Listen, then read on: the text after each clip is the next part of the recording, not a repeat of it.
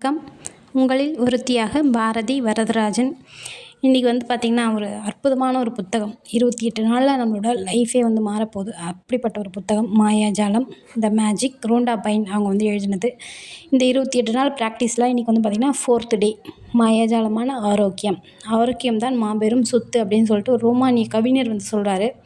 ஆரோக்கியம் நம்ம வாழ்க்கையில் இல்லைன்னா நம்ம லைஃப் முற்றிலுமே ஒரு கேள்விக்குறி தான். ஸோ இந்த ஆரோக்கியத்தை நம்ம எப்படி அந்த ஒரு கிராட்டிடியூடோடு எதிர்கொள்ளணும் அப்படின்னு சொல்லிட்டு சொல்கிறாங்க. அதாவது நம்ம உடம்புக்கு எப்போ உடல்நல குறைவு அப்படின்ட்டு வரும்போதோ அப்போ தான் நம்ம அதை பற்றி யோசிப்போம். ஆனால் அதுக்கு முன்னாடி வரைக்கும் எது ஒன்றால் சாப்பிடுவோம், என்ன ஒன்றால் பண்ணுவோம், யாரும் நம்மளை எந்த கேள்வியும் கேட்கக்கூடாது. அதாவது நம்ம ஊருங்களில் ஒரு இது ஒன்று சொல்லுவாங்க.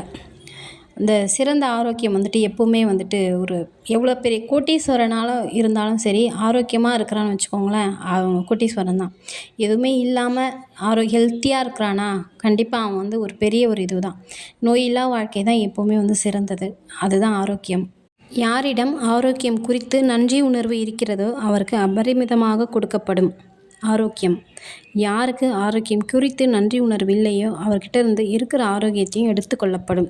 இதுதான் இந்த கிராட்டிடியூட் எல்லா இடத்துலையுமே செயல்படுன்றதை நம்ம பார்த்துருக்குறோம். ஸோ இது ஆரோக்கியத்துக்கும் பொருந்தும். இன்றைக்கி நம்ம என்ன பண்ண போகிறோம்னு பார்த்தீங்கன்னு வச்சுக்கோங்களேன், அந்த ஒரு 10 விஷயத்துக்கு நம்ம நன்றி உணர்வு எழுத போகிறோம். அது என்னென்னு பார்த்தீங்கன்னா, நம்மளோட கண், காது, வாய், மூக்கு இது மாதிரி நம்ம உடல் பாகங்களுக்கு நம்ம நன்றி உணர்வு எழுத போகிறோம். அவங்க எந்தெந்த விதத்தில் நமக்கு செயல்படுறாங்க அப்படின்றத பொறுத்து நம்ம எழுத போகிறோம்.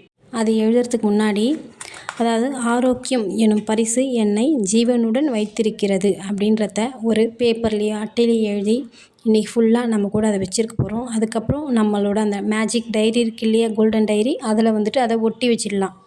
இதை நமக்கு எப்போல்லாம் நமக்கு தோணுதோ அப்போல்லாம் எடுத்து பார்க்கலாம். கண்டிப்பாக அந்த கிராட்டிடியூட் நம்மளை நல்லாவே வாழ வைக்கும்.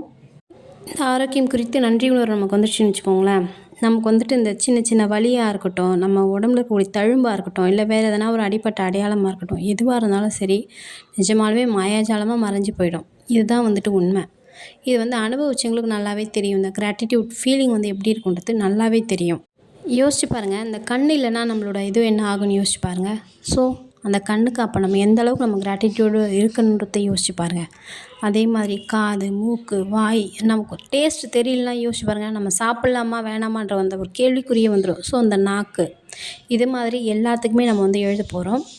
நாம் நாளைக்கு என்ன அப்படின்றத பார்க்கலாம். Thank you friends. லைக் பண்ணுங்கள், ஷேர் பண்ணுங்கள், சப்ஸ்கிரைப் பண்ணுங்கள், கமெண்ட் பண்ண மறக்காதீங்க. Thank you all. Thank you universe. Thank you.